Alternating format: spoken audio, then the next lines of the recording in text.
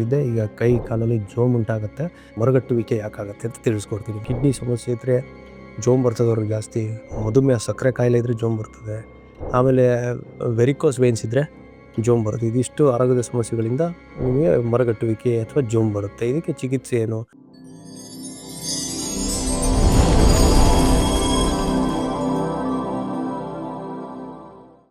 ನಮಸ್ಕಾರ, ಸಮಸ್ತ ತತ್ವಮಸಿ ಯೂಟ್ಯೂಬ್ ಚಾನಲ್ ವೀಕ್ಷಕರಿಗೆ ಸ್ವಾಗತ. ನಾನು ನಿಮ್ಮ ಡಾಕ್ಟರ್ ಮಂಜುನಾಥ್ ಡಿ ನಾಯ್ಕ್. ವೀಕ್ಷಕರು, ಇವತ್ತಿನ ಸಂಚಿಕೆಯಲ್ಲಿ ನಾನು ನಿಮಗೆ ಕೈಕಾಲು ಜೋಮು, ನಾನು ಹಿಂದಿನ ಸಂಚಿಕೆಯಲ್ಲಿ ಕೈಕಾಲು ಉರಿ ಬಗ್ಗೆ ತಿಳಿಸ್ಕೊಟ್ಟಿದ್ದೆ. ಈಗ ಕೈ ಕಾಲಲ್ಲಿ ಜೋಮ್ ಉಂಟಾಗುತ್ತೆ, ಮರಗಟ್ಟುವಿಕೆ ಯಾಕಾಗುತ್ತೆ ಅಂತ ತಿಳಿಸ್ಕೊಡ್ತೀನಿ. ಮೊದಲನೇದಾಗಿ ಈ ನಮ್ನೆಸ್ಸು ಯಾಕಾಗುತ್ತೆ ಅಂದರೆ ವಿಟಮಿನ್ B12 ಕೊರತೆಯಿಂದ, ಕಬ್ಬಿಣಾಂಶದ ಕೊರತೆಯಿಂದ, ವಿಟಮಿನ್ ಡಿ ಹಾಗೂ ಕ್ಯಾಲ್ಶಿಯಂನ ಕೊರತೆಯಿಂದ, ನಮ್ಮ ದೇಹಕ್ಕೆ ಬೇಕಾದಂಥ ಪೌಷ್ಟಿಕಾಂಶತೆ ಆಹಾರವನ್ನು ನಾವು ಕೊಡದೇ ಇರೋದ್ರಿಂದ ಕೈ ಕಾಲು ಜೋಮು ಉಂಟಾಗುತ್ತೆ. ಇದರ ಜೊತೆಗೆ ಕೆಲವು ಆರೋಗ್ಯದ ಸಮಸ್ಯೆಗಳು, ಯಾವುದು ಕಿಡ್ನಿ ಸಮಸ್ಯೆ ಇದ್ದರೆ ಜೋಮ್ ಬರ್ತದವ್ರಿಗೆ ಜಾಸ್ತಿ, ಮಧುಮೇಹ ಸಕ್ಕರೆ ಕಾಯಿಲೆ ಇದ್ದರೆ ಜೋಮ್ ಬರ್ತದೆ, ಆಮೇಲೆ ವೆರಿಕೋಸ್ ವೇನ್ಸ್ ಇದ್ದರೆ ಜೋಮ್ ಬರುತ್ತೆ. ಇದಿಷ್ಟು ಆರೋಗ್ಯದ ಸಮಸ್ಯೆಗಳಿಂದ ನಿಮಗೆ ಮರಗಟ್ಟುವಿಕೆ ಅಥವಾ ಜೋಮ್ ಬರುತ್ತೆ. ಇದಕ್ಕೆ ಚಿಕಿತ್ಸೆ ಏನು?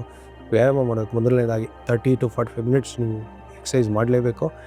ಎರಡನೇದು ಬಂದ್ಬಿಟ್ಟು ಬೀಟ್ರೂಟ್ ಮತ್ತು ಬೆಳ್ಳುಳ್ಳಿನ ಒಂದು ಜ್ಯೂಸ್ ಮಾಡ್ಕೊಂಡು ತೊಗೊಳ್ತಾ ಬರಬೇಕು. ಆಮೇಲೆ ದಾಳಿಂಬೆ ಹಣ್ಣು ಅತಿ ಹೆಚ್ಚಾಗಿ ತೊಗೋಬೇಕು. ವಾಲ್ನಟ್ಟನ್ನು ಬಳಸಬೇಕು ಚೆನ್ನಾಗಿ. ಆಮೇಲೆ ಆಯುರ್ವೇದ ಶಾಸ್ತ್ರದಲ್ಲಿ ಹೇಳಿರೋಂಥ ಅಭ್ಯಂಗ ಅಂದರೆ ಆಯಿಲ್ ಮಸಾಜ್. ಯಾವುದಾದ್ರೂ ಆಯಿಲ್ ತೊಗೊಳ್ಳಿ ನೀವು. ಮಾನಾರಾಯಣ ತೈಲ ಇರಬೇಕು, ಕ್ಷೀರಬಲ ತೈಲ ಅಂತ ಸಿಗುತ್ತೆ ವೀಕ್ಷಕರೇ. ಎಲ್ಲ ಕಂಪ್ನಿದು ಚೆನ್ನಾಗಿರುತ್ತೆ. ಆ ಎಣ್ಣೆನ ತೊಗೊಂಬನ್ನಿ, ಡಬಲ್ ಬಾಯ್ಲ್ ಮಾಡಬೇಕು. ಡಬಲ್ ಬಾಯ್ಲ್ ಏನಂದರೆ ಫಸ್ಟ್ ಒಂದು ಪಾತ್ರೆಯಲ್ಲಿ ನೀರನ್ನು ಕುದಿಸ್ತಾ ಇರ್ತೀರಾ. ಆ ಕುದಿತಾರ ನೀರಲ್ಲಿ ಒಂದು ಬಟ್ಲಲ್ಲಿ ಎಣ್ಣೆ ಇಟ್ಬಿಟ್ಟು ಸ್ವಲ್ಪ ಬಿಸಿ ಮಾಡಿಕೊಂಡು ನೀವು ಚರ್ಮದ ಮೇಲೆ ಹಾಕ್ಕೊಳ್ಳಿ. ಸುಡ್ತಾ ಇದೆಯಾ, ಬೆಚ್ಚಗಿದ್ದಂಗೆ ಕೈ ಕಾಲಿಗೆ ಹಚ್ಕೊಂಡ್ಬಿಟ್ಟು ಒಂದು ಅರ್ಧ ಗಂಟೆ ಬಿಟ್ಟು ನೀವು ಸ್ನಾನ ಮಾಡೋದ್ರಿಂದ ಕೈ ಕಾಲು ಜೋಮು ನಿವಾರಣೆ ಆಗುತ್ತೆ. ಇದರ ಜೊತೆಯಲ್ಲಿ ನೀವೇನೇನು ಆಹಾರದಲ್ಲಿ ನೀವು ಬದಲಾವಣೆ ಮಾಡ್ಕೋಬೋದು. ಕೆಂಪು ಅಕ್ಕಿ ತೊಗೋಬೇಕು, ಸಿರಿಧಾನ್ಯಗಳನ್ನ ತೊಗೋಬೇಕು, ಅತಿ ಹೆಚ್ಚು ಬಿಳಿ ಜೋಳ, ಆ ಜೋಳದ ರೊಟ್ಟಿ ನೀವು ಜಾಸ್ತಿ ತಿನ್ನಬೇಕಾಗತ್ತೆ.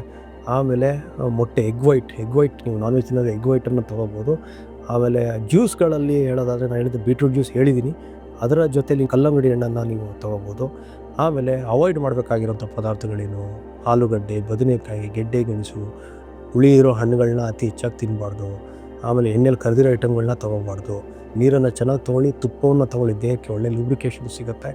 ಆಮೇಲೆ ನರಗಳಿಗೂ ಒಳ್ಳೆ ಚೈತನ್ಯ ಬರುತ್ತೆ. ಆಮೇಲೆ ಇದರ ಜೊತೆಯಲ್ಲಿ ನಾನು ಹೇಳೋದಂತ ಏನಂದರೆ ವ್ಯಾಯಾಮ, ಒಳ್ಳೊಳ್ಳೆ ಸ್ಪೋರ್ಟ್ಸ್ ಆ್ಯಕ್ಟಿವಿಟೀಸಲ್ಲಿ ಇನ್ಕ್ಲೂಡ್ ಆಗಬೇಕು. ಇದರಿಂದ ಜೋಮು ಏನಿದೆ ಅದು ಕ್ಲಿಯರ್ ಆಗುತ್ತೆ. ಇದೇನು ಮಾರಣಾಂತಿಕ ಕಾಯಿಲೆ ಅಲ್ಲ. ಆದರೆ ಏನಾಗುತ್ತೆ, ಒಮ್ಮೊಮ್ಮೆ ಬಸ್ಸಲ್ಲಿ ಕೂತೇ ಇರ್ತಾರೆ, ಎದ್ದಾಗ ಸರ್ ಕಾಲು ಎಲ್ಲಿ ಇಡ್ತಿದ್ದೀನಿ ಗೊತ್ತಾಗಲ್ಲ ಅಂತಾರೆ. ಇದರಿಂದ ಏನಾಗುತ್ತೆ, ಏಟ್ ಮಾಡ್ಕೋಬೋದು. ಡಯಾಬಿಟೀಸ್ ಅವ್ರು ಇದ್ದರೆ ಅಂತೂ ಕಷ್ಟ, ಗಾಯ ಆಗೋದು ಅವ್ರಿಗೆ ಗೊತ್ತಾಗಲ್ಲ ಪಾಪ, ಯಾಕಂದರೆ ಸೆನ್ಸೇಷನೇ ಇರೋದಿಲ್ಲ. ಈ ರೀತಿಯ ಸಮಸ್ಯೆ ಇದ್ದಾಗ ಇದನ್ನು ನಿವಾರಣೆ ಮಾಡ್ಕೊಂಬಿಡ್ಬೇಕು. ಅಭ್ಯಂಗ ಮಾಡ್ಕೊಳ್ಳಿ. ಆಂತರಿಕವಾಗಿ ಕೆಲವು ಔಷಧಿಗಳಿವೆ, ಅದನ್ನು ಪೇಷಂಟ್ ಅನುಗುಣವಾಗಿ ಕೊಡಬೇಕಾಗತ್ತೆ. ಹತ್ರದ ಆಯುರ್ವೇದ ವೈದ್ಯರನ್ನು ನೀವು ಭೇಟಿ ಮಾಡಿ ಚಿಕಿತ್ಸೆಯನ್ನು ತೊಗೊಳ್ಳಿ ಅಂತ ಹೇಳ್ತೀನಿ.